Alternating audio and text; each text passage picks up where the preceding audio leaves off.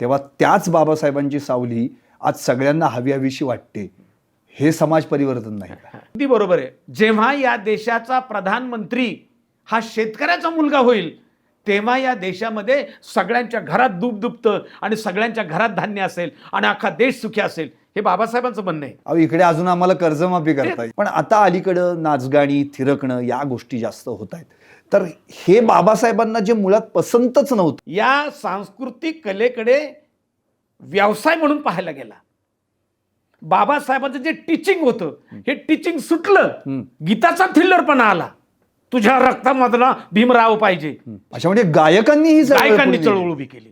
राम दाखवारे तुमचा राम दाखवारे, वामनास थोडी त्याची चवी चाखवारे. वा वा वा.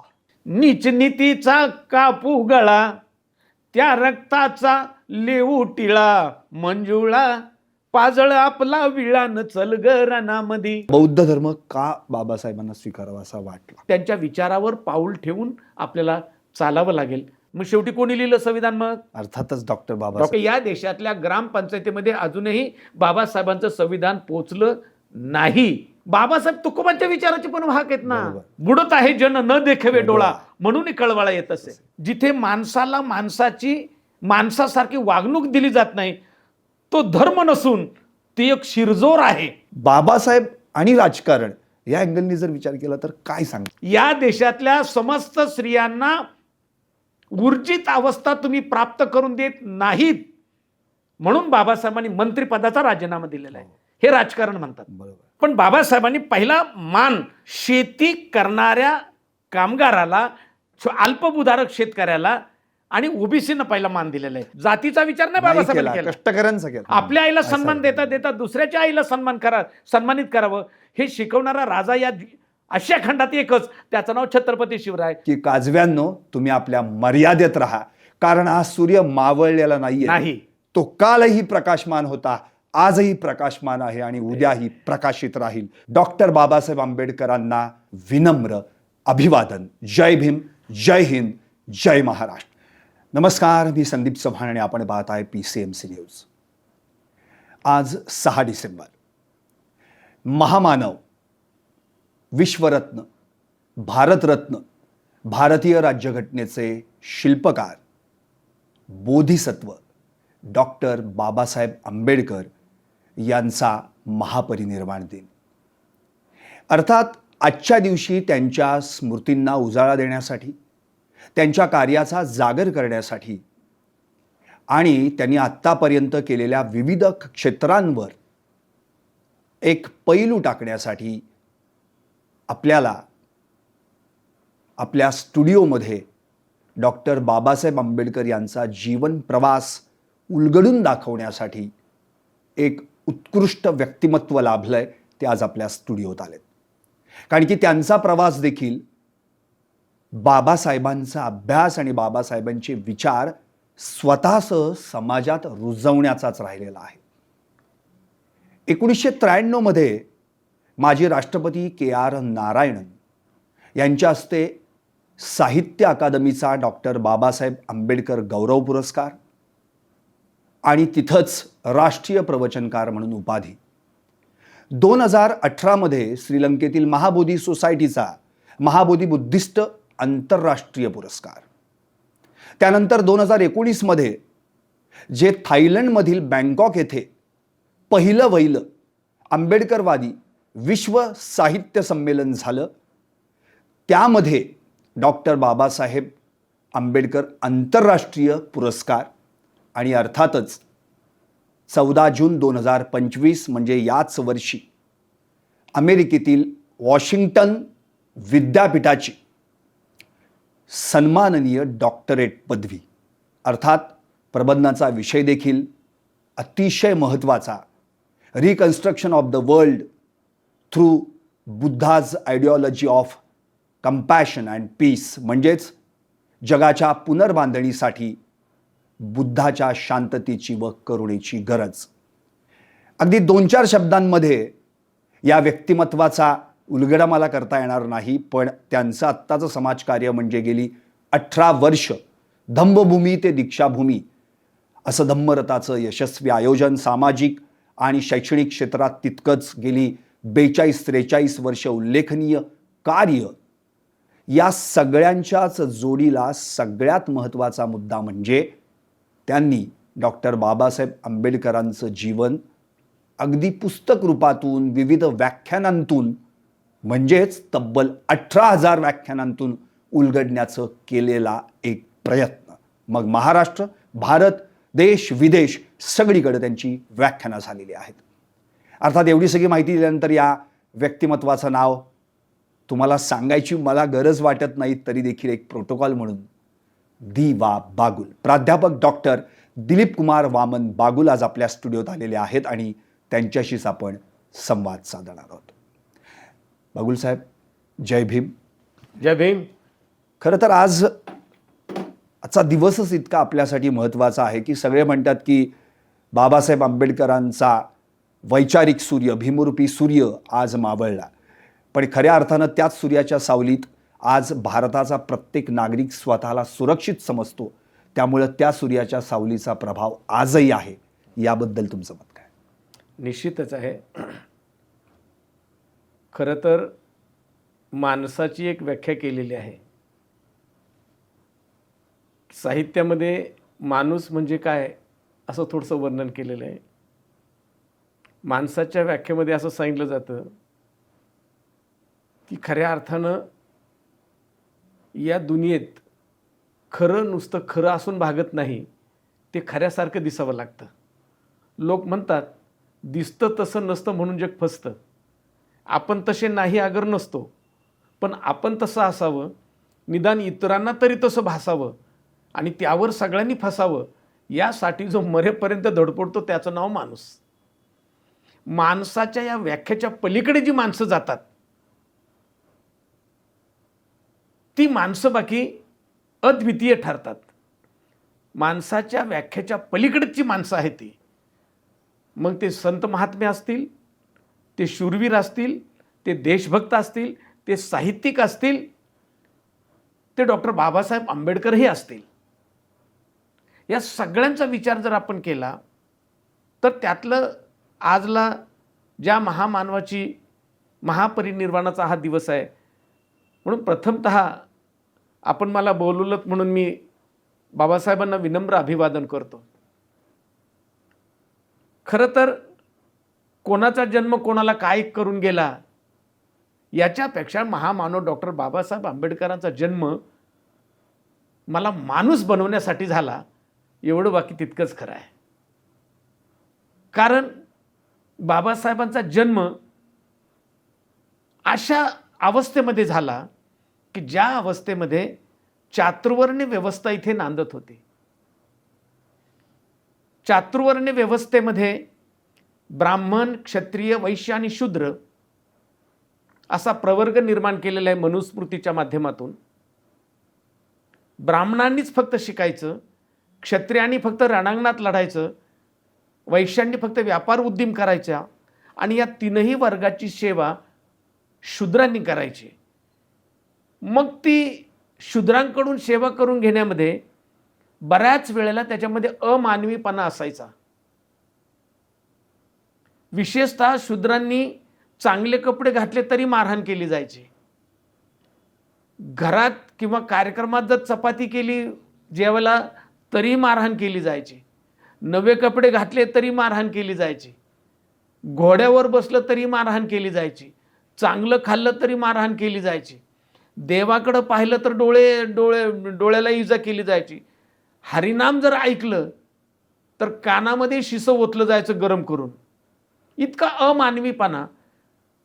म्हणजे एकूणच या देशातल्या मनुस्मृती नावाच्या व्यवस्थेमध्ये मानवी चेहरा नव्हता आणि मानवी चेहरा नसल्या कारणानं अमानवीपणा या देशामध्ये सगळीकडे चालला होता.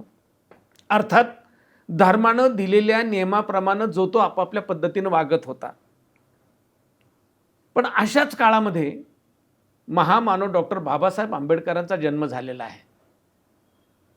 आता खरं तर ही माणसं मोठी का होतात हा फार मोठा प्रश्न आहे माझ्यापुढे. माझ्या अभ्यासानुसार किंवा मी जो छत्रपती शिवाजी महाराज असेल, महात्मा ज्योतिबा फुले असतील, डॉक्टर बाबासाहेब आंबेडकर असतील, राजर्षी शाहू महाराज असतील, संत तुकाराम असेल, संत नामदेव असतील, या सगळ्या महामानवांचा, संतांचा, समाज सुधारकांचा जेव्हा मी अभ्यास करतो तेव्हा एक गोष्ट मला प्रामुख्यानं जाणवलेली आहे. मी उलट त्या व्यवस्थेला प्रश्न करतो की छत्रपती शिवरायांना छत्रपती शिवाजी महाराज का व्हावंसं वाटलं, तर त्याला कारणीभूत त्यावेळेची परिस्थिती होती. तुकोबाला, संत तुकोबाला साहित्याकडे का वळावं लागलं, माणसाच्या दुखण्याकडे का वळावं लागलं, तर त्यावेळी ती परिस्थिती होती. महात्मा फुल्यांना समाजसुधारक किंवा सत्यशोधक समाजाची स्थापना का करावी लागली, त्यावेळेला ती कारणं होती. तसंच महामानव डॉक्टर बाबासाहेब आंबेडकरांना बाबासाहेब का व्हावंसं वाटलं, याचं जर उत्तर मी शोधलं तर त्याचं उत्तर मला त्यावेळची, आत्ता जी तुम्हाला मी सांगितली ती परिस्थिती बाबासाहेबांना कारणीभूत होती. कारण एक उदाहरण आहे, बाबासाहेब जेव्हा म्हणजे मॅट्रिक पास झाल्याच्या नंतर केळुस्कर गुरुजींनी बाबासाहेबांना म्हणजे पुढील शिक्षण घेण्यासाठी बाबासाहेबांना महाराजा सयाजीराव गायकवाडांकडे घेऊन गेले. सयाजीराव गायकवाडांकडे गेले असताना बाबासाहेब समोर बसले. सयाजीराव गायकवाडनी त्यांना प्रश्न केले, नाव विचारलं, गाव विचारलं आणि त्यांना हे विचारलं की कुठं शिकाय, म्हणजे तुम्हाला पुढं काय करायचं. तर ते म्हणले मला परदेशात जायचं, मला लंडनला जायचं, मला अमेरिकेला जायचं. तर म्हणले मग एवढं शिकून तुम्ही काय करणार आहात. म्हणजे सयाजीरावांनी जेव्हा प्रश्न विचारला की एवढं शिकून तुम्ही काय करणार आहात, तेव्हा बाबासाहेबांनी दिलेलं उत्तर हे मला फार महत्त्वाचं आहे. त्या उत्तराभोवती मी आज जगतोय. तसं पाहिलं तर त्या बाबासाहेबांच्या उत्तरामध्ये मी आज जगतोय आणि आज तुमच्या पुढे आहे. बाबासाहेब त्यावेळेला असं म्हणतात, महाराज मला शिकायचंय कारण हजारो वर्ष झालं माझा समाज अंधारात आहे. हजारो वर्ष झालं इथल्या बहुजन समाजातल्या वेगवेगळ्या जातीतल्या माणसांना शिक्षण नाही, दर्याखोऱ्यातल्या माणसांना शिक्षण नाही, तेल्या तांबळ्याला शिक्षण नाही, महार, मांग, चंबार, कुंभार, भिल, ठाकर, वडारी, कोळी, तेळी, माळी, साळी, तांबळी यांना शिक्षणाचा गंध नाही. आणि विशेषतः माझा जो समाज आहे हा तर पूर्ण अंधारात आहे, कारण तो सेवेकरी आहे, तो सेवा करतो. महाराज मला परदेशात जे शिक्षण घ्यायचं उच्च, माझ्या समाजाला मला अंधारातून प्रकाशात आणायचंय, त्यांना प्रकाशात उभं करायचंय, त्यासाठी मला शिक्षण घ्यायचंय. सयाजीराव गालामध्ये हसले. तर असं उत्तर त्यांना त्या काळात कोणी दिलं नसेल आणि त्यानंतर कोणी दिलंही नाही असं मला जाणवते. म्हणजे बाबासाहेबांची शिक्षण घेण्याची जी आतनं जी प्रचंड त्यांना जी लाभलेली ऊर्जा होती किंवा जी भूक होती शिक्षणाची, की त्यांना स्वतःसाठी नाही, स्वतःसाठी शिकायचं नव्हतं, समाजाला उभं करायचं होतं प्रकाशात. आणि मुख्य म्हणजे जेव्हा इथली व्यवस्था, इथली मनुस्मृती जेव्हा सांगते की जर शूद्रानं शिक्षण घेतलं तर धर्म बुडेल. मनुस्मृतीमध्ये सांगितलेलं आहे की स्त्रियांनी जर शिक्षण घेतलं तर धर्म बुडेल. शिकलेल्या बाईने जर स्वयंपाक केला तर भात तयार होण्याच्या ऐवजी आळा तयार होतील.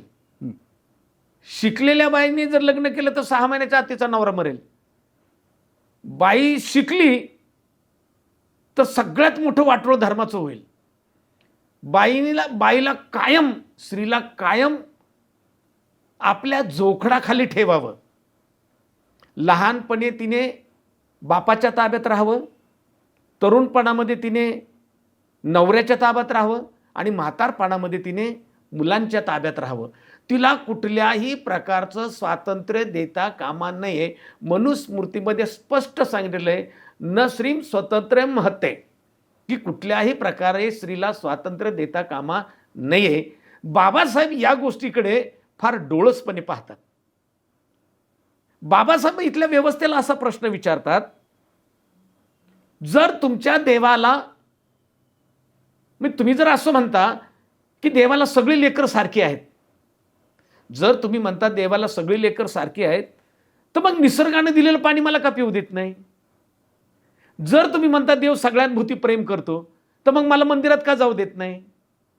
बाबासाहेबांचे बेसिक प्रश्न आहेत, फंडामेंटल क्वेश्चन आहेत बाबासाहेबांचे, की तुम्ही तुमचंच देव, तुमचीच व्यवस्था असं सांगते एका बाजूला आणि दुसऱ्या बाजूला मला स्वातंत्र्य नाकारते. मुळात बाबासाहेबांना जे वर्गाच्या बाहेर बसावं लागलं आणि वर्गाच्या बाहेर बसलेला मुलगा जेव्हा त्यांचे शिक्षक, आता हे लहानपण सांगतोय बाबासाहेबांचं, माणूस का घडला जातो, माणसाला हे का करावं असं वाटतं, हे त्याचं उत्तर तुम्हाला देतो. फळ्यावरती शिक्षकांनी गणित दिलेलं आहे आणि सगळ्या वर्गाला सांगितलं की हे गणित कोण सोडवेल. सगळ्या वर्गातल्या मुलांचा हात काय वर गेला नाही. वर्गाच्या बाहेर बसणारा पोरगा तो म्हणतो गुरुजी हे गणित मी सोडवतो. म्हणून गुरुजींनी त्याच्या हातामध्ये खडू दिला, ये म्हणले इकडे सोडव. जसा तो हातात खडू घेतला आणि जेव्हा तो फळ्याकडे जायला लागला तेवढ्यात वर्गातली मुलं ओरडली. तर गुरुजी म्हणले का रे, का ओरडता. अहो म्हणले गुरुजी त्या आपल्या टेबलाच्या जवळ आणि फळ्याच्या खाली आमचे जेवणाचे डबे आहेत आणि हा भिवा जर तिथे गेला तर याची सावली नाही का पडणार, याचा स्पर्श नाही का होणार आमच्या जेवणाला, मग ते बाटणार नाही का. किती पिळवटून टाकणार प्रश्न आहे. हो, पण तोच भिवा आज जेव्हा बाबासाहेब बनला तेव्हा त्याच बाबासाहेबांची सावली आज सगळ्यांना हवी हवीशी वाटते. हे समाज परिवर्तन नाही का? आहे ना. मुळात जिथं पिकतं तिथं विकत नाही, पण पिकलेलं खाल्ल्याशिवाय जमत नाही का. ते पिकले विकणार नाही, पण त्याच्याशिवाय तुमचं पोट भरणार नाही. तशी अवस्था या देशामध्ये झालेली आहे. बाबासाहेबांनी अगदी कमी वयामध्ये, अत्यंत कमी वयामध्ये 8-8.5 वर्षाचा अभ्यासक्रम बाबासाहेबांनी 3-3.5 वर्षात कंप्लीट केलेला आहे. आणि आत्ताचे जे PhD करणारे लोक किंवा आत्ताचे ग्रंथ लिहिणारे लोक मला पुरस्कार मिळाला पाहिजे म्हणून लिहित आहेत, माझ्या नावावर एवढी पुस्तकं आहेत म्हणून लिहित आहेत. त्याच्यात समाजाचा चेहरा नसतो. सर, मला अगदी याच्यावरच असं म्हणायचं आहे की आज आम्ही जर कुठे BCom झालो, MCom झालो, PhD झालो तर दारावर एक भली मोठी पाटी लावतो. हो हो. पण बाबासाहेबांना जेवढ्या पदव्या मिळालेल्या आहेत त्यांच्या जर पाट्या लावायच्या ठरवल्या त्यांनीच त्यांच्या दारावर, तर दार कुठलं आणि पाटी कुठली हे कळायचं नाही अशी परिस्थिती आहे. अगदी बरोबर आहे. तसं अगदी शॉर्टमध्ये जर पाहिलं तर बाबासाहेबांच्या ज्या आपण जनरली पाहतो की MA, PhD, DSc, LLD, DLiT, bar at law, आता ह्या अशा कमी केलेल्या आहेत, पण तशा 32 डिग्री आहेत. हा ना, 32 डिग्री आहेत. 4 विषयामध्ये त्यांना PhD आहे. हो एक सन्माननीय डॉक्टरेट आहे. हो उस्मानिया विद्यापीठाची हो. DLiT आहे. हो. आणि बाकीच्या PhD आहेत. म्हणजे मला आश्चर्य वाटतं की एक ग्रंथ बाबासाहेबांचा problem of rupee, yes, problem of rupee Its या origin ग्रंथावरती अँड इट्स सोल्युशन. सोल्युशन काय, प्रॉब्लेम ऑफ रुपी या ग्रंथावरती या देशातली रिझर्व्ह बँक तयार व्हावी. त्यावेळी अर्थतज्ञ लॉर्ड कान्स यांनी असं म्हटलं होतं की आपल्या भारत देशाचं चलन हे सोन्याच्या रूपात असावं. त्याला विरोध डॉक्टर बाबासाहेब आंबेडकरांनी. निश्चितपणे त्याची काही कारणं आहेत. कारण बाबासाहेबांना मुळात या देशातल्या 6,822 जातींची व्यवस्था कशा पद्धतीने करता येईल, रुपयाचं अवमूल्यन किंवा त्या रुपयाचं मूल्य सोन्यात कसं करायचं किंवा ह्याच्यात कसं करायचं, याच्याबद्दल बाबासाहेबांचे बरेचसे डिस्कशन आहे. मग असं म्हणता येईल की 1935 साली स्थापन झालेली भारताची रिझर्व्ह बँक ही बाबासाहेबांच्या the problem of RuPay, its origin and its solution या पुस्तकाच्या वर आधारित. अगदी अगदी अगदी अगदी बरोबर आहे. बाबासाहेबांचं जर तुम्ही प्रॉब्लेम ऑफ रुपी या ग्रंथातलं पहिलं प्रकरण जर पाहिलं तर त्या प्रकरणामध्ये बाबासाहेबांनी अक्षरशः रुपया कसा निर्माण झाला पाहिजे आणि रुपया कसा खर्च झाला पाहिजे.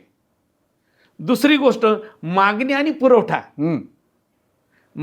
पुरवठा, ज्याला डिमांड अँड सप्लाय आपण म्हणतो, किंवा मार्केट अँड मार्केट प्राइस, उत्पादन शुल्क, वाहतुकीचं शुल्क आणि विक्रीचं शुल्क, या गोष्टी बाबासाहेबांनी त्यावेळेला मांडलेल्या आहेत.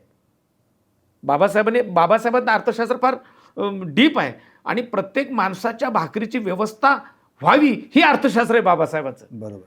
बाबासाहेबांचं अर्थशास्त्र नाही, ते भाकरीचं शास्त्र आहे, ते जगण्याचं शास्त्र आहे, ते नोकरीचं शास्त्र आहे, ते शासन उभं करण्याचं शास्त्र आहे. विशेष म्हणजे या देशाची संघराज्य पद्धती, राजकीय प्रणाली चांगली चालावी याचं ते शास्त्र आहे. आता तुम्ही अर्थकारणाचं सांगितलं, तितकाच अभ्यास बाबासाहेबांचा शेतीविषयक देखील आहे. हो हो. आणि ती जी शेतीविषयक जी बाबासाहेबांची धोरणं आहेत तीच आता बऱ्याच वेगवेगळ्या योजनांमधून हो, हो. राबवली जाते. अगदी बरोबर आहे. मी अगदी तुम्हाला स्पष्टपणे सांगेल की हा देश स्वतंत्र होण्याच्या अगोदर बाबासाहेब इंग्रजांच्या मंत्रिमंडळात मंत्री होते. हो. आणि तेही त्यांच्याकडे 3 खाते दिले होते. मजुरांचं होतं, शेतीचं होतं, हे 2-3 खाते होते त्यांच्याकडे. पहिला बाबासाहेबांनी शेतीचा विचार केलेला आहे. 1942 हा प्रकार आहे. पण त्याच्याही अगोदर 1935 ला कोकणामध्ये शेतीच्या विरुद्ध बाबासाहेबांनी शेतकऱ्यांचा संप घडवून आणलेला आहे. बर. आणि शेतकऱ्यांचं जगातलं शेतकऱ्यांचं सगळ्यात मोठं पहिलं आंदोलन बाबासाहेबांनी 1 महिना केलेलं आहे कोकणात. आणि त्यावेळेला बाबासाहेबांनी शेतीच्या धोरणाविषयी शासनाला जे काही हे दिलेलं आहे, मागण्या दिलेल्या आहेत, त्या आजही मान्य झाल्या नाहीत. पण बाबासाहेब त्यावेळेला अगदी तळतळून बोललेले आहेत की जोपर्यंत जेव्हा या देशाचा प्रधानमंत्री हा शेतकऱ्याचा मुलगा होईल, तेव्हा या देशामध्ये सगळ्यांच्या घरात दूध दुभतं आणि सगळ्यांच्या घरात धान्य असेल आणि अख्खा देश सुखी असेल. हे बाबासाहेबांचं म्हणणं आहे. आणि केवळ बाबासाहेबांच्या या म्हणण्यामुळं इथल्या व्यवस्थेने आतापर्यंत शेतकऱ्याचा पुत्र इथे होऊच दिला नाही, असं मी उलट म्हणेल. आपोआप त्याला लालबहादूर शास्त्री असू शकतील, थोडसे चौधरी चरणसिंग असू शकतील, तो भाग वेगळा, परंतु नाही होऊ दिला. बाबासाहेबांची ही जी मूळ भूमिका आहे, त्याच्यानंतर 42ला बाबासाहेब जेव्हा मंत्री होत आहेत त्यांच्या याच्यामध्ये गव्हर्निंग बॉडीमध्ये, तेव्हा भाकरा नांगल सारखं धरण, हिराकूड सारखं धरण, दामोदर व्हॅली, जे दामोदर खोरे योजना म्हणून नंतर त्याला दामोदर खोरे योजना म्हणतात, हे सगळे या हिराकूड योजनेमुळे जवळजवळ 5,000 हेक्टर जमीन आज ओलिताखाली आलेली. पंजाब त्याच्यामुळे सुखी आहे. दामोदर व्हॅलीचं तेच आहे. सतलज नदीवर बांधलेलं तर पूल आहे त्याचं तेच आहे. या तिन्ही जर प्रकार जर पाहिले तर बाबासाहेबांनी त्या काळामध्ये कमीत कमी 10,000 ते 15,000 हेक्टर जमीन ओलिताखाली आणलेली आहे. हा एक भाग. आणि दुसरा सगळ्यात महत्त्वाचा भाग की शेतीमध्ये कशा पद्धतीने सुधारणा करावी, शेतकऱ्याला कशा पद्धतीनं अनुदान द्यावं. जसं छत्रपती शिवाजी महाराजांच्या कालखंडामध्ये जर शेतीत काही पिकलं नाही तर त्या वर्षी शेत सारा माप असायचा. इकडे अजून आम्हाला कर्जमाफी करता येईल. बाबासाहेब आंबेडकर छत्रपती शिवाजी महाराजांच्या विचाराचे वाहक होते. म्हणून बाबासाहेबांनी शेतकऱ्यांकडे विशेष लक्ष दिलेलं आहे. आपल्या संविधानाच्या कलम क्रमांक 48 मध्ये बाबासाहेबांनी दूध दुभतं कसं निर्माण करावं, दूध दुभते देणारे प्राणी कसे निर्माण असावेत, शेतीला मॉडर्नायझेशनकडे कसं वळवावं, हे विचार मांडलेले आहेत बाबासाहेबांनी घटनेमध्ये. मी तर खरं म्हणतो प्रत्येक ग्रामपंचायतीमध्ये यापूर्वी जर संविधान पोचलं असतं, ग्रामपंचायतीमध्ये तो ग्रंथ जर गेला असता तर कमीत कमी शेतकऱ्यांनी त्यांची जी कलमं आहेत लिहिलेली ते तरी शासनाकडे मागून सुखी झाले असते. परंतु दुर्दैव या देशाचं की या देशातल्या ग्रामपंचायतीमध्ये अजूनही बाबासाहेबांचं संविधान पोचलं नाही. ही दुर्दैव आहे. म्हणून बाबासाहेब आंबेडकर शेतीकडे पाहताना अगदी जमिनीचं सपाटीकरण, तुम्ही बघा छत्रपती शिवाजी महाराजांनी जमिनीचं सपाटीकरण सुरू केलं होतं, लेवलिंग ज्याला आपण म्हणतो, बाबासाहेबांनी तेच ठरवलेलं आहे. म्हणजे छत्रपती शिवाजी महाराजांचा प्रत्येक आदेश किंवा प्रत्येक विचार हा बाबासाहेबांनी कायद्यात आणायचा प्रयत्न केलाय, ग्रंथातून आणायचा प्रयत्न केलाय. इतकंच नव्हे, तो कृतीत उतरवण्याचा त्यांनी प्रयत्न केला. छत्रपती शिवरायांच्या विचारांचे वाहक बाबासाहेब आंबेडकर, मी तो शब्द वापरला, त्या विचारांचे वाहक. बाबासाहेब तुकोबांच्या विचारांचे पण वाहक आहेत ना. बाबासाहेबांचं जनता नावाचं मुखपत्र जर तुम्ही पाहिलं तर त्याच्यावरती जनता आणि खाली तुकोबाचा एक अभंग असायचा. काय, बुडत आहे जन न देखेवे डोळा, म्हणून कळवाळा येत असे. आम्हा घरी धन शब्दाचीच रत्ने, शब्दातीच शस्त्र यत्ने करू. छत्रपती शिवाजी महाराज आणि गाडगे बाबा किंवा संत तुकोबा हे जे विचार होते, या विचारांचं खऱ्या अर्थानं माणसाच्या जीवनामध्ये बीजांकुर रुजवण्याचं काम डॉक्टर बाबासाहेब आंबेडकरांनी केलं. सर आत्ताच तुम्ही जसं अर्थकारण बाबासाहेब, शेतीविषयक धोरण बाबासाहेब, तसा आता पत्रकारितेचा पण उल्लेख आला म्हणून हो, तो प्रश्न बरोबर आहे ना. विचारावा असं वाटतो. जनता असेल किंवा बहिष्कृत भारत असेल, मूकनायक असेल, म्हणजे पाक्षिक वृत्तपत्र या माध्यमातून देखील त्यांनी या सगळ्या जी काही व्यवस्था आहे तिच्यावर आसूड ओढण्याचा प्रयत्न केला हो आहे. बरोबर. तर एक पत्रकार बाबासाहेब म्हणून त्याबद्दल तुम्हाला काय सांगता येईल? मला फार तुमचा प्रश्न फार चांगला आहे. मी तुम्हाला धन्यवाद देतो. बघा, तुम्ही बाबासाहेबांनी जे संघटनेची मुखपत्र काढलेले आहेत, मग शेड्यूल कास्ट फेडरेशनसाठी असो, बैतकुरी हितकारणी सभेसाठी असो किंवा काही असो, बाबासाहेबांनी जे जे वर्तमानपत्र किंवा जे पाक्षिक किंवा जे साप्ताहिक काढली त्याची नावं सुद्धा क्रांतिकारी आहेत. मूकनायक नायक आहे तो, पण तो मुका आहे. बरोबर, तो मुका आहे, पण त्यांच्या दृष्टीने जनताच नायक आहे, जनताच हे नायक आहे. हे इथल्या व्यवस्थेला कळालं नाही. भारत आहे, चांगला आहे, पण तो पण तो बहिष्कृत बहिष्कृत आहे. कारण या भारतात बहिष्कृत लोक भरपूर आहेत. बरोबर. बाबासाहेबांच्या वर्तमानपत्र किंवा साप्ताहिक किंवा पाक्षिकांच्या नावामध्ये फार क्रांती आहे. बरोबर, क्रांती आहे त्याच्यामध्ये. बाबासाहेब म्हणजे तुम्ही जर त्यावेळेचे जनता म्हणा किंवा बहिष्कृत भारत म्हणा, मुकनायक म्हणा, याच्यातले जर अग्रलेख जर तुम्ही वाचले तर अग्रलेख इतके जहाल आहेत, पण एकही शब्द जहाल आहेत, पण एकही शब्द टोचणारा नव्हता. एकही शब्द कुणा एका व्यक्तीला लागेल असा नव्हता, परंतु बरोबर वर्मावरती घाव घालणारा असायचा. मी एका ठिकाणी बाबासाहेब असं म्हणतात की जिथे अमानवीपणा ज्या धर्मात आहे, जिथे माणसाला माणसासारखी वागणूक दिली जात नाही, तो धर्म नसून ते एक शिरजोर आहे. आता नुसतं शिरजोर आहे एवढ्या शब्दातच माझ्यासारखा आजला जर शिवाय देऊन बोलला असता किंवा आजला आपण बोलतो तसं, पण बाबासाहेब शब्दप्रभू होते. बरोबर, बाबासाहेब विनयशील होते. बरोबर, बाबासाहेब शिलवान होते आणि विद्या तर त्यांनाच शोभत होती, त्यांना शोभत होती. म्हणून तर उपास्य देवता तीन, ह्या त्याच तीन गोष्टी आहेत, बरोबर, विद्या, बरोबर. विनयशीलता आणि शील. भर संसदेमध्ये बाबासाहेब म्हणतायत की तुम्ही सगळे जे मला घाबरतात, माझ्या शिक्षणाला नाही घाबरत, माझ्या विद्वतेला नाही घाबरत, मी पराकुटीचा शिलवान आहे याचा मला अभिमान आहे. वा. आणि बाबासाहेब त्यासाठी पुढे म्हणतात की शिक्षणाला जर शिलाची जोड असेल, शिक्षणाला जर शिलाची जोड असेल तर त्याला खऱ्या अर्थानं माणूस म्हणावं. म्हणून आपण ते विद्या विनयेनं शोभते असं म्हणून तो विद्या ही खरंच विनयाने शोभते. बाबासाहेब पराकोटीचे विनयशील होते, पराकोटीचे.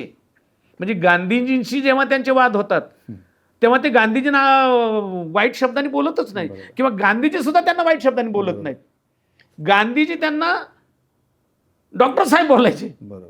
काय, आणि बाबासाहेब त्यांना पण हे पहा मिस्टर गांधी, तुम्ही मला ज्या पद्धतीने माझ्या समाजाला स्वातंत्र्य नाकारताय ते मला रुचत नाही.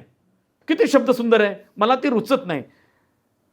गांधीजी काय म्हणतात, मिस्टर आंबेडकर, आतापर्यंत काँग्रेसने अस्पृश्यांसाठी 20,000 रुपये खर्च केले.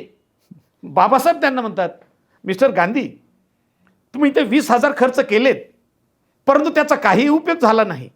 ते जर पैसे माझ्या हातात दिले असते तर माझ्या लोकांसाठी मी शाळा काढल्या असत्या, वसतिगृह काढले असते.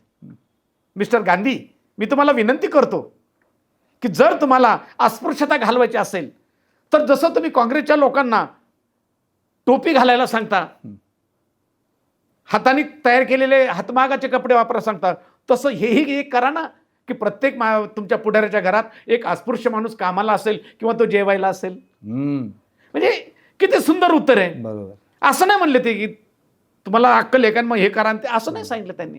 म्हणजे भाषा, बाबासाहेबांची भाषा ही त्यांच्या विद्वत्तेला शोभणारी भाषा होती. अगदी बरोबर. कारण जनरली आपण जे शिकतो, कुठल्या पुस्तकामध्ये शिव्या दिल्याच नाहीत. मग तरीही आपण वारेमाप तसे शब्द वापरतो. आपण शब्द कसे वापरायचे हे सुद्धा बाबासाहेबांकडनं शिकावं.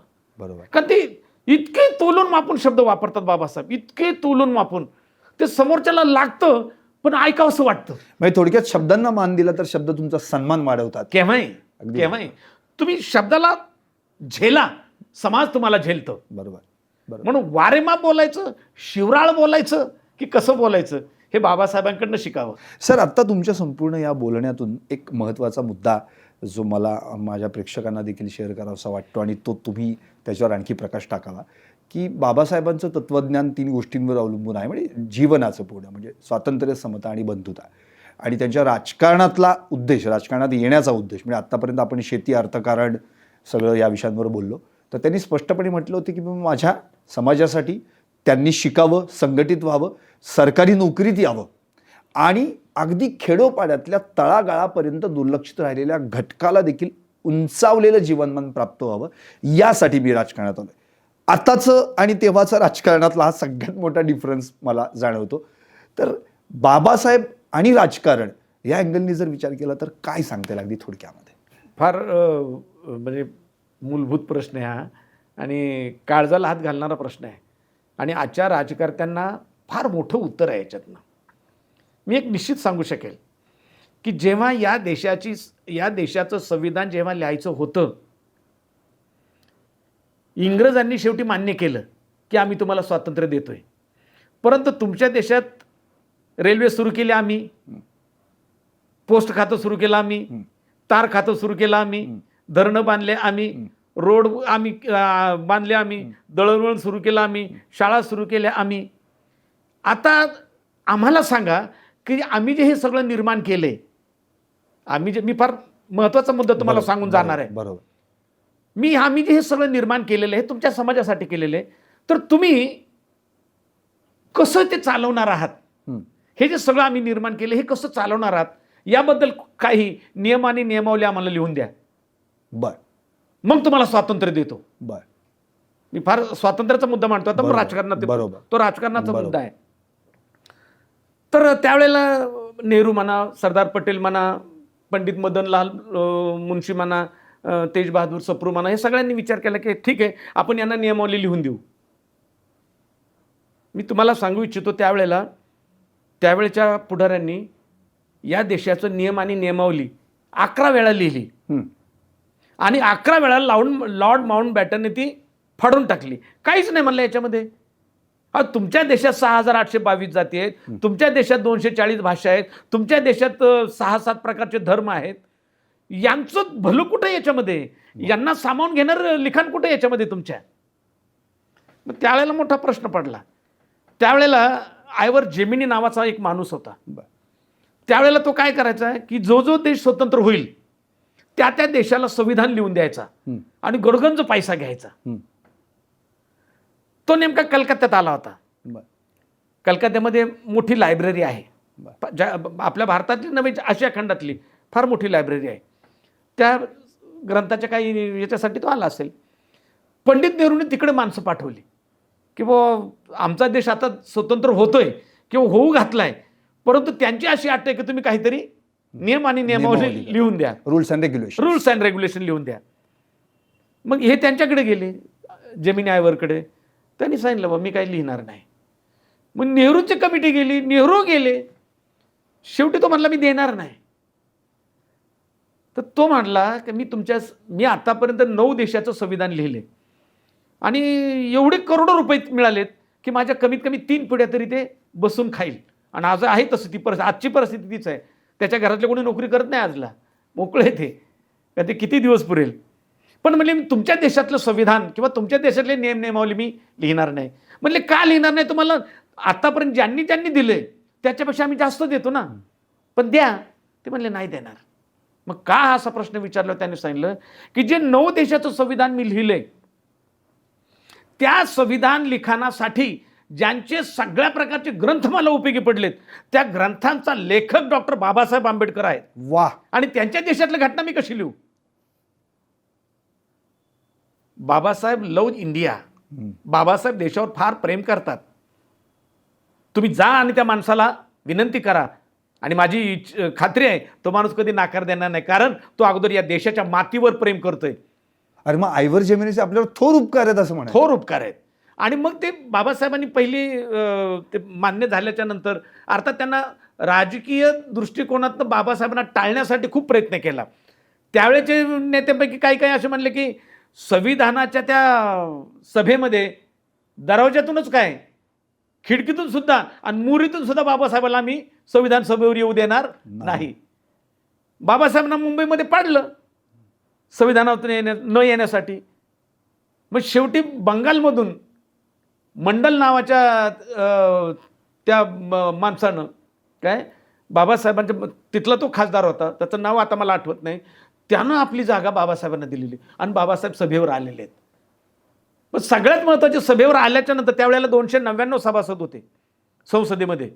पण सगळ्यांना प्रश्न केलाय की आपण संविधान सभेचे अध्यक्ष तर डॉक्टर राजेंद्र प्रसाद झाले, पण म्हणले ऍक्च्युली लिखाण जे करायचे मसुदा समिती आपण ज्याला ड्राफ्टिंग कमिटी आपण त्याला म्हणतो, हे कोणाला करावं. जवळजवळ 19 दिवस सगळे शांत होते. आता हे कुठे काहीच लोक सांगणार नाहीत, पण मी तुम्हाला सांगतो नव्यानेच माहिती 19 दिवस सगळे शांत आहेत. 299 पैकी एकही कोणी पुढे आला नाही. कशाला? ड्राफ्टिंग कमिटीचा अध्यक्ष होण्याला. शेवटी सर्वानुमते आणि विशेषतः डॉक्टर राजेंद्र प्रसाद आणि पंडित नेहरू यांच्या पुढाकारानं बाबासाहेबांना तशा पद्धतीनं, खरं तर नेहरूंनाही विरोध होत होता. नेहरूंनाही त्या काळामध्ये बाबासाहेबांना पुढं आणायचं, तर त्यावेळेला मनुस्मृतीचे पाठराखी करणारे त्याही वेळेला बाबासाहेबांच्या विरोधातच होते. बाबासाहेबांना संविधान सभेत येऊ न देण्याचं तेही मुख्य कारण होते. मी कुठल्या जातीचं नाव घेणार नाही, पण ज्यांना ज्यांना या देशामध्ये विषमता टिकवायची अशी विषमतावादी लोक त्यावेळेला बाबासाहेबांना संविधान सभेमध्ये येऊ देत नव्हते. परंतु नाविलाज असतो पंडित नेहरूंना बाबासाहेबांना घेतल्याशिवाय पर्याय नव्हता. आणि मग बाबासाहेब ड्राफ्टिंग कमिटीचे अध्यक्ष झाले. बाबासाहेबांच्या बरोबर 7 लोक दिली होती मदत म्हणून. त्या 7 मधला एक जण वारला, ती जागा भरली नाही. म्हणजे खाली किती राहिले? 6 राहिले. त्यातले 2 जण बाहेरच्या देशात असायचे कायम, बरोबर, मग ते कधीच आले नाही. मग किती राहिले? 4 राहिले. 4 पैकी 2 जण असं म्हणत होते की काही जरी झालं तर अस्पृश्य डॉक्टर बाबासाहेबांच्या बरोबर आम्ही बसणार नाही. हो, म्हणजे खाली किती राहिले? 2 राहिले. 2 पैकी एकाचा या देशामध्ये मोठा व्यवसाय होता, तो कधीच आला नाही. आणि हे बाकीचे आले नाही म्हणून राहिलेलं कोणी आला नाही. मग शेवटी कोणी लिहिलं संविधान? मग अर्थातच डॉक्टर बाबासाहेब. आणि विशेष म्हणजे आज या स्टुडिओमध्ये मी बसतोय, आपल्या पश्चिमेला, या स्टुडिओच्या पश्चिमेला साधारण 20 किलोमीटर अंतरावर डॉक्टर बाबासाहेब आंबेडकरांचा बंगला आहे, तळेगाव दाभाडे या ठिकाणी. तर तळेगाव दाभाडे या ठिकाणी बाबासाहेबांनी संविधानाचे पहिले 12 पानं लिहिलेले आहेत, आपल्या तिथे लिहिलेले आहेत. आणि ती पहिली 12 पानं जेव्हा लॉर्ड माउंटबॅटनकडे दिली तेव्हा लॉर्ड माउंटबॅटन खुश झाला. या 12 पानातच एवढं आहे, अजून हा माणूस पुढे किती लिहिणार आहे. आणि तेव्हापासून ज्या दिवशी लॉर्ड माउंटबॅटनला बाबासाहेबांची नियम आणि नियमावलीची 12 पानं पटली, तेव्हा त्यांनी निरोप दिला नेहरूंना की आता आम्ही तुम्हाला स्वातंत्र्य देतोय. म्हणजे भारताला मिळालेलं संविधान हे पुण्यातून पहिला गेलेलं आहे. हो. आणि खरं तर बाबासाहेबांच्या संविधानाच्या लिखाणाच्या त्या मुळे जेव्हा स्वातंत्र्य द्यायला सुरुवात झाली, मग या देशाचा स्वातंत्र्यवीर कोण? अर्थात डॉक्टर बाबासाहेब आंबेडकर. परंतु एका अस्पृश्य माणसाला स्वातंत्र्यवीर कसं म्हणायचं? एका अस्पृश्य माणसाला घटना निर्माता कसं म्हणायचं? एका अस्पृश्य माणसाला या नवीन भारताचा, मॉडर्न इंडियाचा निर्माता कसं म्हणायचं? हे सगळे अवघड प्रश्न आहेत त्यांचे. म्हणजे अवघड जागी दुखणं जावंय डॉक्टर, अशी परिस्थिती इथल्याच झालेली. बाबासाहेबांनी जेव्हा संविधान अंमलात आलं तेव्हा बाबासाहेब कायदा मंत्री झाले. बघा आता, म्हणजे राजकारणाचं मी सांगतो आता, पहिले कायदेमंत्री झाले. पहिले कायदेमंत्री झाल्याच्या नंतर बाबासाहेबांनी 2 गोष्टी अत्यंत महत्वाच्या केलेल्या आहेत. त्या 2 गोष्टी राजकीय दृष्टिकोनातून मी सांगतो तुम्हाला. संसदेत काय चालायला पाहिजे आणि काय चाललं नाही, आणि आज काय आहे. आजचं मला काहीच बोलायचं नाही, कारण आजचं बोलण्यासारखं काही त्याच्यात तत्व नाही, काही नाही. त्यामुळे मी आजचं बोलणार नाही, बिचारे सुखी राहोत. पण जेव्हा संविधान अंमलात आलं तेव्हा बाबासाहेबांनी पहिली मागणी केलेली की घटनेतलं कलम क्रमांक 341 हे पहिलं अंमलात आणावं, की ज्याच्यामध्ये गरीब शेतकरी, ओबीसी यांना राखीव जागा आहेत. 342 मध्ये SC ला आहेत आणि 343 मध्ये ST NT VGNT वगैरे त्यांना आहेत. पण बाबासाहेबांनी पहिला मान शेती करणाऱ्या कामगाराला, अल्पभूधारक शेतकऱ्याला आणि ओबीसीना पहिला मान दिलेला आहे. म्हणजे की यांना तिथेही पहिला कष्टकऱ्यांचा विचार बाबासाहेबांनी Yes. पहिला केला. पहिला जातीचा विचार नाही नाही बाबासाहेबांनी केला, केला, कष्टकऱ्यांचा केला. कष्टकऱ्यांचा. की जे हात या देशातले जे हात या देशाला उभं करतायत त्या कष्टकरी हातांना न्याय मिळाला पाहिजे. म्हणून बाबासाहेबांनी त्यावेळेला वर्कमॅन्स कॉम्पेन्सेशन ॲक्ट म्हणा, शेतीविषय ॲक्ट म्हणा, कामगारांचे वेगवेगळे कायदे म्हणा, इंडस्ट्रियल डिस्प्यूट ॲक्ट म्हणा, हे जे वेगवेगळे कामगारांचे कायदे आहेत, हे कामगारांचे कायदे मंत्री असतानाच्या काळामध्ये बाबासाहेबांनी हे केलेले. ही किती महत्वाची गोष्ट आहे. म्हणजे राजकारण करावं, पण माझ्या राजकारणामध्ये मी किती वर्ष राजकारणात आहे यापेक्षा मी किती लोकांपर्यंत सेवा पुरवली, मी किती लोकांच्या तोंडात घास भरवलाय, हा सगळ्यात महत्त्वाचा विषय. त्यावेळेला या लोकांना जागा दिल्या नाहीत, मराठ्यांना राखीव जागा त्यांनी दिल्या नाहीत. आता आजला उगं ते बिचारे मराठे भांडत बसले राखीव जागावर.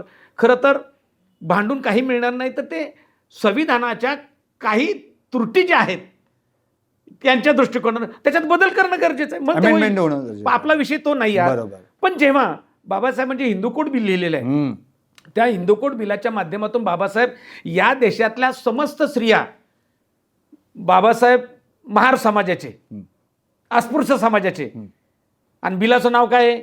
Hindu code bill. कसं काय बाबासाहेबांना जातीवादी म्हणतात? मग खरं आहे ना. हिंदू कोड शब्द काय वापरला? का बरं, वापरला? पण हिंदू कोड बिल हे काय एका जातीसाठी केले का? नाही. या देशातल्या तमाम स्त्रियांसाठी. कारण हिंदू कोड बिल हे मनुस्मृतीच्या टोटल विचाराच्या विरुद्ध लिहिलेलं आहे की स्त्रियांना समान अधिकार मिळाला पाहिजे, स्त्रियांना कुठल्याही प्रकारची तोशिष लागणार नाही याचं भान असलं पाहिजे. बाबासाहेब हिंदू कोड बिल जे लिहितात तिथे मला छत्रपती शिवरायांची आठवण येते. कारण छत्रपती शिवरायांनी ज्या पद्धतीनं स्त्रियांचा सन्मान केला होता, करत होते, म्हणजे रांजाच्या पाटलाने लग्न होणाऱ्या मुलीवर बलात्कार केला, त्या रांजाच्या पाटलाचे हातपाय तोडले होते, चौरंग केला त्याला. चौरंग केला होता त्याचा. किंवा कल्याणच्या सुभेदाराची सून, मोहम्मद खानची सून, ती जेव्हा पुढे आणली तेव्हा छत्रपतींनी शिवरायांनी शब्द वापरलेत की मासाहेब जर एवढ्या सुंदर असत्या तर आम्ही सुद्धा सुंदर असं नाही का? सुंदर होत्याच मासाहेब, परंतु दुसऱ्याच्या आईला सुद्धा, आपल्या आईला सन्मान देता देता दुसऱ्याच्या आईला सन्मानित करावं हे शिकवणारा राजा या आशिया खंडात एकच, त्याचं नाव छत्रपती शिवराय. तोच विचार बाबासाहेबांनी राबवणारा पद्धतीने एकच ते म्हणजे डॉक्टर बाबासाहेब आंबेडकर. कारण सगळ्यात महत्वाचं की बाबासाहेबांनी मग महाडच्या चौदार तळ्यावरच का सत्याग्रह केला पाण्याचा? का त्याच्या शेजारी रायगड आहे? बरोबर. शिवरायांचं दर्शन घेऊन बाबासाहेब खाली आलेले आहेत. बरोबर. ज्या छत्रपती शिवरायांनी समानता पेरली, ज्या छत्रपती शिवरायांनी स्वातंत्र्य हा देश निर्माण केला, ज्या छत्रपती शिवरायांनी समान न्याय दिला, ज्या छत्रपती शिवरायांनी बंधुतेचा विचार दिला, त्या छत्रपती शिवरायांच्या पायथ्याशी असणाऱ्या महाडमध्ये मला इथल्या व्यवस्थेला समानतेने वागण्यासाठी हे करायचं आहे. बाबासाहेबांनी ज्या पद्धतीने हिंदू कोड बिल मांडलं, यांनी मंजूर केलं नाही. मला आजही ती अंगावर काटा येतो. केवळ या देशातल्या समस्त स्त्रियांना ऊर्जित अवस्था तुम्ही प्राप्त करून देत नाहीत म्हणून बाबासाहेबांनी मंत्रिपदाचा राजीनामा दिलेला आहे. हे राजकारण म्हणतात. बरोबर. हे राजकारण आहे. बाबासाहेब जेव्हा मंत्रिपदाचा राजीनामा देऊन आले तेव्हा कोल्हापुरामध्ये मराठा स्त्रियांनी बाबासाहेबांच्या पुढे आपल्या बांगड्या फोडलेल्या आहेत की बाबासाहेब तुम्ही का राजीनामा दिलात? मागं लागायचं होतं, त्यांच्या मागं लागायचं होतं, त्यांचं करून घ्यायचं होतं त्यांच्याकडनं. नाही यांनी ऐकलं. जिथे बांगड्या फोडल्यात तिथेच त्यावेळेला नगर परिषदेचे अध्यक्ष भाई माधवराव बागल होते. भाई माधवराव बागलांनी त्यावेळेला बाबासाहेब जिवंत असताना बाबासाहेबांचा पहिला पुतळा कोल्हापुरामध्ये उभा केलेला आहे, जिवंत असताना. 1952ला याच महिन्यात, डिसेंबर महिन्यात. म्हणजे बाबासाहेबांचं राजकारण हे शेवटच्या माणसाला न्याय मिळतोय का नाही हे पाहण्याचं राजकारण. नक्की सर, तुम्हाला ऐकणं म्हणजे आमच्यासाठी मोठी पर्वणी आहे. पण अगदी शेवटी कुठे ना कुठेतरी कालमर्यादा आहे माझ्याकडे. पण निश्चित अगदी 2-3 प्रश्न फार महत्त्वाचे आहेत, ते प्रश्न मला विचारणं अत्यंत गरजेचं आहे. आता तुम्ही बाबासाहेबांच्या ते जिवंत असतानाचा पुतळ्याचा उल्लेख केलात. त्यांच्या वाढदिवसाला एक अंक काढण्यात आला होता आणि त्यावेळी बाबासाहेबांचं भाषण होतं. त्यावेळी बाबासाहेब म्हणाले होते की मुळात मी व्यक्तिपूजा आणि विभूतीपूजेच्या विरोधात आहे. त्यामुळं जी काही पुढारी जे आहेत त्यांच्याबद्दल आदर सन्मान राखणं हे योग्य आहे, पण त्याला देवत्व प्राप्त करणं हे बाबासाहेबांना मान्य नव्हतं. पण अर्थात याच अनुषंगाला मला शंगानं जाऊन आता विचारायचं की आत्ता आपण वेगवेगळ्या जयंत्या बघतो, मग शेवटी तेच नेते मग त्यांच्या नावावरच्या जयंत्या होतात आणि मग स्वतः बाबासाहेबांनी म्हटलं की आपण अशा लोकांच्या जयंत्या साजऱ्या करतो. ठीक आहे, त्यांचं स्मरण स्मृती ह्या सगळ्या आपण जागवल्या पाहिजेतच. पण आज बाबासाहेबांची जयंती आपण जी साजरी करतो 14 एप्रिलला, आत्तापर्यंत साजरी करत आल्याने आत्ता त्याला प्राप्त झालेलं स्वरूप याच्यामध्ये प्रचंड मोठा विरोधाभास जाणवतो. कारण की आता म्हणजे पूर्वी जसं जलसे, गाणी, बाबासाहेबांवरची व्याख्यानं, त्यांच्या पुस्तकांवरचं जे काही लेखन आहे त्या लेखनाबद्दलची भूमिका, या सगळ्या गोष्टी घडत होत्या. पण आता अलीकडं नाचगाणी, थिरकणं या गोष्टी जास्त होत आहेत. तर हे बाबासाहेबांना जे मुळात पसंतच नव्हतं ते आत्ताच कुठे ना कुठेतरी चित्र दिसतंय. तर हे पण थांबवणं अत्यंत गरजेचं आहे असं मत आहे. त्यासाठी तुमचं मत? निश्चित मी तुम्हाला त्याच्यावर फार सुंदर सांगू शकेल की बाबासाहेब आंबेडकर जिवंत असताना पहिली जयंती झाली होती. त्यावेळेला बाबासाहेबांनी नकार दिला होता, माझी जयंती करू नका. त्याच भाषणात बाबासाहेब असंही म्हणतात की माझा जय जयकार करण्यापेक्षा मी दिलेल्या मार्गावर जर तुम्ही चाललात तर तिथे तुमचा विजय होईल. म्हणजे अगदी गौतम बुद्धांनी म्हटलेलं तसंच आहे. तेच आहे. बाबासाहेब आंबेडकर बुद्धाचं अनुसरण का करतात? कारण बुद्धांच्या विचारामध्ये स्वातंत्र्य, समता, न्याय, बंधुत्वच नव्हे तर लोकशाही सुद्धा आहे त्याच्यामध्ये. बरोबर, त्याची मूल्य त्यामध्ये. मूल्य आज जी संसद झालेली आहे, ठराव मांडणे, ठराव पारित करणे, ठराव सगळ्यांच्या मताला ठेवणे, हे बुद्धाच्या काळातले. बरोबर. बुद्धाचा जो संघ होता हो. त्या संघामध्ये हे नियम असायचे. बरोबर. म्हणजे मुद्दाम सांगतो तुम्हाला की शाक्यांचा जो संघ होता त्या संघामध्ये सिद्धार्थ काय होता? सभासद होता. पण जेव्हा कोल्ह्यांच्या विरुद्ध लढायचं तेव्हा ठराव मान्यतेला टाकला. नदीच्या पाण्यावर नदीचं पाणी त्या शाक्यांना किती द्यायचं आणि कोल्ह्यांना किती द्यायचं आणि युद्ध करायचं ठरलं शाक्यांचं. तेव्हा सिद्धार्थ एकटा म्हटला मी या ठरावाला विरोध करतो. मग त्याला शिक्षा दिलेली. शिक्षा त्याला 3 शिक्षा दिलेल्या आहेत. एकतर तो आमच्या बरोबर लढायचं, लढून मारायचेस, नाहीतर हे गाव सोडायचं, घर सोडायचं, नाहीतर तो आत्महत्या करायची. मग त्यांनी मधली शिक्षा मान्य केली. आणि अशा अवस्थेत तो विचार करतो की मधला मार्ग, सम्यक मार्ग काय, तीच बाबासाहेबांची अवस्था आहे. बाबासाहेब हेच म्हणतात की माझा जय जयकार करण्यापेक्षा मी दिलेला मार्ग आला. दुसरं वाक्य बाबासाहेबांचं एक महत्वाचं आहे की तुम्ही जर मनात आणलं तर तुमचा उद्धार तुम्हीच करू शकाल, कोणीच करणार नाही दुसरं. पण मनात आणलं तर हा कंसात ठेवा. म्हणून बाबासाहेबांचे प्रत्येक कोटिंग अत्यंत महत्वाचे आहेत. ते ज्या पद्धतीनं पुटअप करतात, ज्या पद्धतीनं मांडतात समाजापुढे, समाजाने त्याचा विचार केला नाही. आणि सगळ्यात महत्वाचं त्या काळामध्ये जेव्हा बाबासाहेबांचं हे प्रचंड मोठं वादळ उभं राहते स्वातंत्र्यासाठी, स्वातंत्र्य म्हणजे देशाचं स्वातंत्र्य मिळालं. बाबासाहेबांचा तिथेही स्वातंत्र्याला थोडासा विरोध होता की बाबासाहेब लाला लजपतरायांना सांगतात की लाला लजपतराय जेव्हा लंडनला भेटतात बाबासाहेबांना की बा तुम्ही स्वातंत्र्याच्या चळवळीत या, आपला देश स्वतंत्र करायचा आहे, तुम्ही इकडे शिकत बसलाय. बाबासाहेब म्हणले कुठल्या प्रकारचं स्वातंत्र्य? जिथं काही समाज गावाच्या बाहेर राहतो, जिथं काही समाज आयुष्यभर भटकत हिंडतो, जिथं काही समाज आदिवासी आहे, जिथं काही समाज त्याला भाकरीची हे नाही, त्यांच्या स्वातंत्र्याचं काय?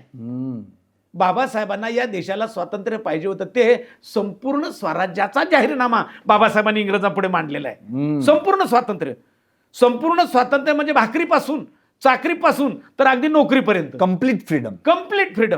म्हणून बाबासाहेब त्याच्याकडे तसं पाहतात. आणि म्हणून बाबासाहेबांचा जो विचार आहे त्यावेळेला जलसाकारांनी आपल्या कलेतून मांडलेला आहे. जवळपास 3 लाखांहून अधिक गीतं आहेत. नाही जवळ बाबासाहेबांची गीतं मी म्हणतो जवळजवळ 12-13 लाखाच्या पुढे गीतं आहेत बाबासाहेबांच्या वरती. 7 का 7.5 लाख नुसत्या कविता आहेत बाबासाहेबांच्या वरती. आणि आजही आहे. आणि कमीत कमी नाही म्हटलं तरी बाबासाहेबांच्या वरती लिखाण जे झालेलं आहे त्याची पानं आता मोजताच येणार नाहीत. म्हणजे ही आंबेडकरी चळवळ ही सांस्कृतिक चळवळ आहे. पण त्या काळात ते सगळ्यात महत्वाचं व्हायचं की बाबासाहेबांची जी चळवळ आहे, बाबासाहेबांची जी कळकळ आहे समाजाप्रतीची, पण किती लोकांपर्यंत पोहोचणार ती? पोचायला मार्ग नव्हता. बरं, बाबासाहेब किती ठिकाणी पोहोचणार? मार्ग नव्हता. बरं, वर्तमानपत्र बाबासाहेब काढले, मूक नायक काढलं, बहिष्कृत भारत काढलं, हे सगळं जनता काढलं, पण ते वाचणारे किती होते? बोटावर मोजणे केले. त्यांना वाचता, बरं वाचणारे कमी असते, शाळाच नाही तर वाचन कसं? थोडे लोक वाचायचे. मग एक माणूस घ्यायचा गावात आणि तो चावडीवरती वाचून दाखवायचा बाबासाहेबांचं. परंतु त्यावेळेला केरुबुवा घेगडे किंवा भीमराव कर्डक ही त्या टायमाला मंडळी असायची आणि ते बाबासाहेबांचं कार्य कर्तृत्व गीतांच्या माध्यमातून लोकांना सांगायचे. अच्छा, म्हणजे गायकांनी चळवळ उभी केली. बाबासाहेबांचं कर्तृत्व म्हणजे मला एक आठवतं, म्हणजे वाचनात आहे की याला अंधेरीला एक कार्यक्रम होता आणि त्यावेळेला अनंत चित्रे वगैरे यांनी बाबासाहेबांना सांगितलं की बाबासाहेब, ज्या सभेला तुम्हाला न्यायचं आहे आता, त्या सभेमध्ये नारायणराव नावाचा, आपल्या भीमराव नावाचा एक माणूस आहे आणि तो तुमच्यावर जलसा करतो, म्हणजे वगनाट्य, बाबासाहेबांच्या वगनाट्य. तर म्हणले माझ्यावर? म्हणले हा. म्हणले मग नाही, म्हणले आता आज आपण सभेला थोडंसं लवकर जाऊयात. तर म्हणले ठीक आहे जाऊयात. मग गेले ते. तर भीमरावांचा तिथं जलसा होता. अर्थात जलसा, त्याच्यात जलसा म्हणजे पात्र असायचे. बरोबर, पात्र असायचे. मग कृष्ण हा काँग्रेसचं प्रतीक म्हणून कृष्ण असायचा आणि पेंद्याचं प्रतीक म्हणून इथला शोषित माणूस असायचा. काय काँग्रेसचं प्रतीक म्हणजे तो जसं काय आपल्याचं गरिबाचं प्रतीक, मग तो जसं काय त्या कृष्णाकडे मागतो का हे देवा मला हे पाहिजे, ते पाहिजे, ते पाहिजे, आणि तो काही देत नाही. अशा परिस्थितीत तेव्हा बाबासाहेबांनी ते पाहिलं. बाबासाहेब म्हणले किती मोठा अर्थ आहे याच्यामध्ये. काँग्रेस फक्त त्यांनी नावाला धरले, पण अर्थ किती चांगला आहे त्याच्यामध्ये. आणि त्यावेळेला भीमरावांचं एक गाणं होतं, महाराचा पोरगा बिट्या लय हुशार, असं पोरग जगात नाही कुठं पार. हे त्यावेळेला. आणि त्यावेळेला बाबासाहेबांनी ते पाहिलं, ऐकलं, तेव्हा बाबासाहेब असं म्हणाले की भीमराव माझे 10 भाषणं आणि तुमचं एक गीत परिणामकारक आहे. आणि म्हणून त्या काळात केरुबुवा घेगडेपासून भीमराव कर्डकापासून नंतर वामनदादा कर्डकांनी तर बाबासाहेबांचा इतिहास असा मांडलेला आहे, फार सुंदर मांडलेला आहे बाबासाहेबांचा. वामनदादाचे नाही म्हटलं तरी जवळजवळ आज मितीला कमीत कमी 35,000 गीतं आहेत वामनदादाची. 35,000 गीतं आहेत. गोदातीरी पडला तरी लढला सैनिक माझा, उघडलाच नाही काळ्या रामाचा दरवाजा. 1932ला बाबासाहेबांनी जे काळ्या राम मंदिराचा प्रवेश केलेला आहे, म्हणजे सत्याग्रह, त्याच्यावर आहे. त्याच्यात बाबासाहेब विचारतात इथल्या व्यवस्थेला, काय राम दाखवारे तुमचा राम दाखवारे, राम दाखवारे तुमचा राम दाखवारे, वामनास थोडी त्याची चवी चाखवारे. वा वा वा. बोलले पुढारी जा धेडग्यानो जा, उघडलाच नाही काळ्या रामाचा दरवाजा. बाबासाहेब इथं बोलतात. भीमराव अशा पद्धतीने, वामनदादा अशा पद्धतीने म्हणतात. वामनदादा घरातल्या स्त्रीला सुद्धा सांगतात, आपल्या बायकोला, की नीच नीतीचा कापू गळा, त्या रक्ताचा लेऊ टिळा, मंजुळा पाजळ आपला विळान चल ग रणामधी. म्हणजे स्त्रीला सुद्धा बाबासाहेबांची वृद्धित अवस्था प्राप्त करून दिली, ही वामनदादा शब्दात न मांडतात. नक्कीच. वामनदादाच्या नंतर बरेचसे अगदी प्रतापसिंग बोधडेपर्यंत, पाटणकरांपर्यंत, नवनीत खऱ्यापर्यंत, ही सगळी जी त्यावेळेची जी, म्हणजे आजपासून साधारण 80पर्यंत जे कलावंत बाबासाहेबांचा विचार पोचवत होते, काय त्याच्यानंतर म्हणजे ती जी आंबेडकरी सांस्कृतिक चळवळीने आंबेडकरांचा विचार माणसाच्या काळजापर्यंत पोहोचवला. घरापर्यंत नाही, माणसाच्या काळजापर्यंत पोहोचवला. पण सर, आज मग ते जे रस्त्यावर जे थिरकणं वगैरे आहे ते त्याला विरोधाभास का निर्माण? अगदी बरोबर. याचं एक कारण आहे की 80च्या नंतर इथे बाबासाहेब विक्रीला काढला. हा शब्द मी जरा टोचून बोलतोय, समाजाला वाईट वाटेल, पण 80च्या नंतर थोडंसं या सांस्कृतिक कलेकडे व्यवसाय म्हणून पाहायला गेला. बाबासाहेबांचं जे टीचिंग होतं हे टीचिंग सुटलं, हे टीचिंग सुटलं आणि थिल्लरपणा आला. गीताचा थिल्लरपणा आला. तुझ्या रक्तामधला भीमराव पाहिजे. आता यांच्या रक्तात काय आहे? दारू पिऊन जर बाबासाहेबांच्या तस्वीरी पुढे नाचत असतील तर रक्तात काय आहे मग यांच्या? हा प्रचंड मोठा विरोधाभास आहे. हा बाबासाहेबांचा पदोपदी अपमान होत आहे का याच्यावरती सुद्धा आपल्याला विचार करायला पाहिजे. नक्कीच सर. आणि आता अगदी शेवटाकडे येतो, 1-2 प्रश्न महत्त्वाचे आहेत. ते म्हणजे बाबासाहेबांनी बौद्ध धर्म स्वीकारला आणि नुसता एकटाच नाही तर लाखो जण बौद्ध धर्मात त्यावेळी त्यांचे बौद्ध धर्माचे अनुयायी देखील झाले. बहुजन हिताय बहुजन सुखाय, नंतर लोकानुकंपाय हिताय सुखाय देव मनुष्यान आदि कल्याण मध्य कल्याण पर्योसान कल्याण.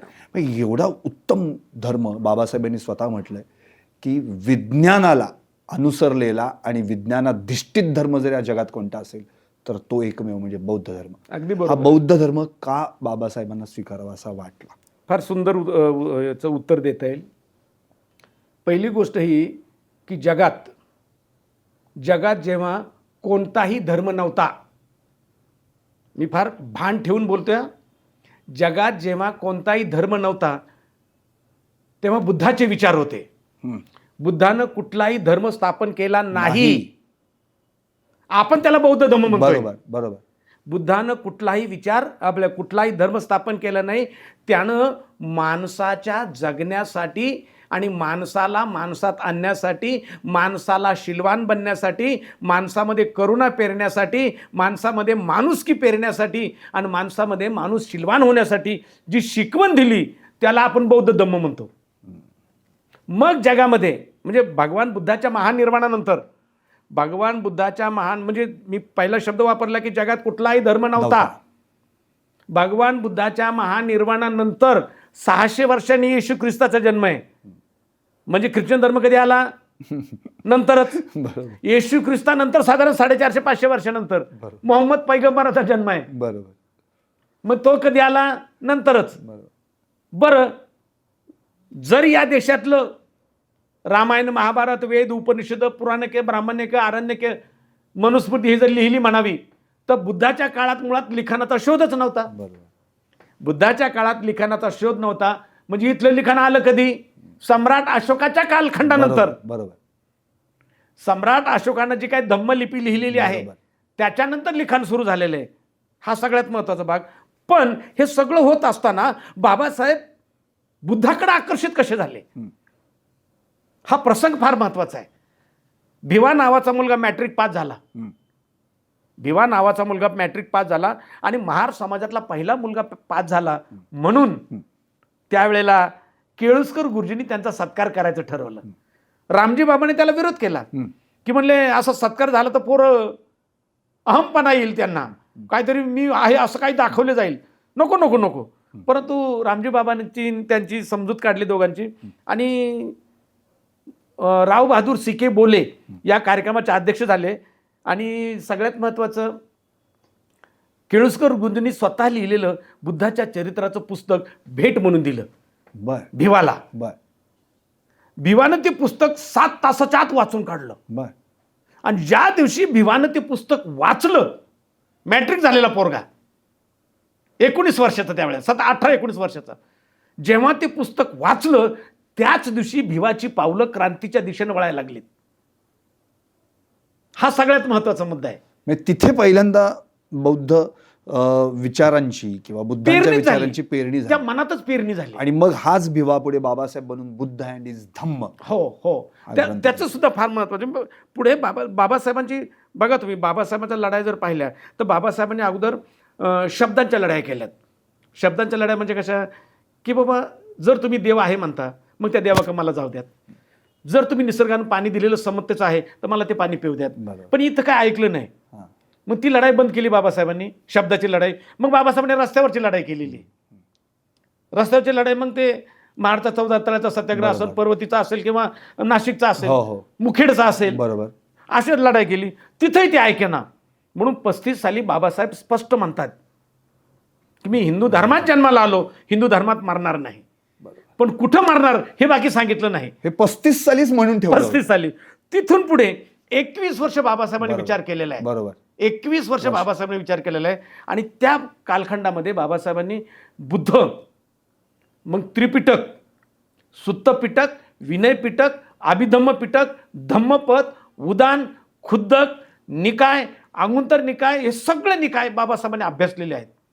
आणि हे सगळे निकाय वाचल्याच्या नंतर बाबासाहेबांना असं वाटलं की विज्ञानावर आधारित, सूर्याला सूर्यच म्हणा, चंद्राला चंद्रच म्हणा, या पृथ्वीतून जे उगवते ते आपल्याला खायचंय ते सुद्धा विज्ञान आहे. तुम्ही श्वास घेताय तो ऑक्सिजन आहे, ते विज्ञान आहे.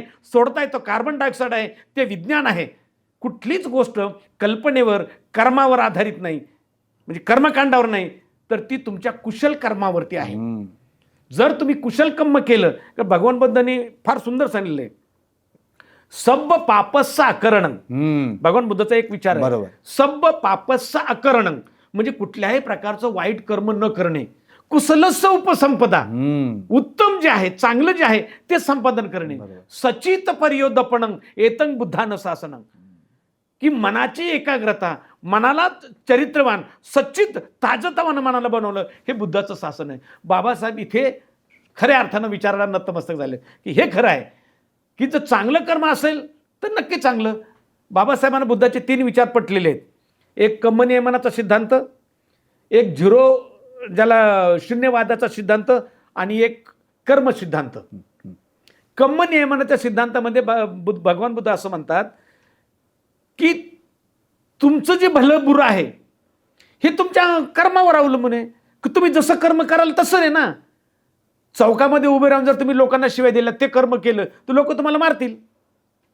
बरोबर. हा कॉज आणि इफेक्ट आहे ना. शास्त्रज्ञांनी कशावर हे केलेले, कॉज आणि इफेक्ट, कारण आणि त्याचा परिणाम याच्यावर केलेले. भगवान बुद्धांनी पहिला तो सिद्धांत मांडलेला आहे. म्हणून जगातला कुठलाही शास्त्रज्ञ, मायकेल फॅरेडे असो, जेम्स वॅट असो किंवा अन्य कोणी असो, ते त्यांच्या प्रबंधामध्ये पहिलं हे म्हणतात की जगातला पहिला शास्त्रज्ञ भगवान गौतम बुद्ध यांना हे अर्पण, कारण तो पहिला शास्त्रज्ञ आहे. या सगळ्या शास्त्रज्ञाचा तो शास्त्रज्ञ आहे. बाबासाहेबांनी हे पटलेलं आहे. बाबासाहेबांनी हे पटलेलं आहे. हा विज्ञानवाद पटलेला आहे, झिरोवाद पटलेला आहे. झिरोवाद म्हणजे कसं की अनिचावत संखारा उपादवय धम्मिनो उपजित्वा निरुंजती ते सम उपसम सुखो. भगवान बुद्ध असं म्हणतात, अनिच्छा, प्रत्येक गोष्ट अनित्य आहे. या देशात, या जगातली कुठलीच गोष्ट नित्य नाहीये. जन्म, तरुणपण, म्हातारपण असतं. बरोबर. म्हणजे झिरोकडे जाणं आहे शेवटी. झिरोवाद, सगळीकडे झिरो आहे शेवटी. ही जगण्याची ही जे म्हणजे जन्मापासून तर त्या याच्यापर्यंत ही मधली जी पोकळी आहे त्याला फक्त तुम्ही जगणं नाव दिलेलं आहे. मग कसं जगायचं तर चारित्र्यवान, शीलवान, मैत्रीपूर्ण, करुणापूर्ण अशा पद्धतीने जगावं. बाबासाहेबांनी सगळ्यात मोठं पटलेलं आहे. बरोबर. म्हणून बाबासाहेब बुद्धाकडे आकृष्ट झालेले आहेत. कारण बुद्ध कधीही कुठल्याही कर्म, बुद्ध सरळ सांगतात, अकुशल कर्म केलं की अकुशल फळ, बरोबर, कुशल केलं की कुशल फळ. संपलं ना. कर्मनियमनाचा सिद्धांत काय सांगतो तेवढंच आहे ना. म्हणजे तोच सिद्धांत बाबासाहेबांनी सगळ्यात महत्वाचा म्हणजे अनुसरला, अंगीकारला. आणि मग 1956 साली आपण पाहिलं की जगात इतिहास घडला. अर्थात पण त्याच वर्षी आपल्या बाबासाहेबांचं महापरिनिर्वाण दिन, खरं म्हणजे तो दिवस आपल्यासाठी आज आपण भले त्याच्यावर चर्चा करत असलो तरी कुठे ना कुठेतरी आपल्या अंतरी हे जाणवते की फक्त देहानी बाबासाहेब नाही, ते विचारांनी त्यांच्या संपूर्ण आत्तापर्यंतचं कार्यकर्तृत्वाने ते अजरामर आहेत. सो मला अगदी शेवटाकडे येताना हेच म्हणायचं की आजच्या महापरिनिर्वाण दिनी तुम्ही आपल्या सगळ्या अनुयायांना डॉक्टर बाबासाहेब आंबेडकरांच्या किंवा आंबेडकर प्रेमींना काय संदेश द्याल? मी आजच्या समाजाला कळवळून सांगेल की लेकरांनो, बाबासाहेबांचा सामाजिक विचार, बाबासाहेबांचा धार्मिक विचार, बाबासाहेबांचा आर्थिक विचार, बाबासाहेबांचा बुद्ध धम्मावरती विचार, हा सगळा विचार जो आहे बाबासाहेब हा एका अंगाने कधी पाहू नका. बाबासाहेब असं सगळ्या कल्याणकारी विचाराचा समुच्चय म्हणजे बाबासाहेब आहे. आणि तो बाबासाहेब तुम्हाला एवढा फुकट मिळाला आहे, इतका फुकट मिळाला, त्याची किंमत करावी. त्याची किंमत अशासाठी करावी की बाबासाहेबांनी स्पष्ट, आणि आजचा आजला ती गरज आहे. बाबासाहेब वेगवेगळ्या म्हणजे खरं तर बाबासाहेबांना समजून घेण्यामध्ये आम्ही कुठंतरी चुकत आहोत काय याचा विचार करण्याची याचा विचार करावा. जर चुकतात, जर चुकत नाही तर मग प्रगती कुठे आहे? आणि जर चुकतात तर कुठं चुकतात? आजला माझ्यामध्ये, मी सगळ्या समाजाला नाही म्हणणार, पण माझ्यामध्ये थोडासा अहमपणा येत आहे, माझ्यामध्ये थोडासा व्यक्तिप्रतिष्ठा येत आहे. 4 पुस्तकं वाचली मी म्हणून मला फार अक्कल आली असं मी म्हणतो.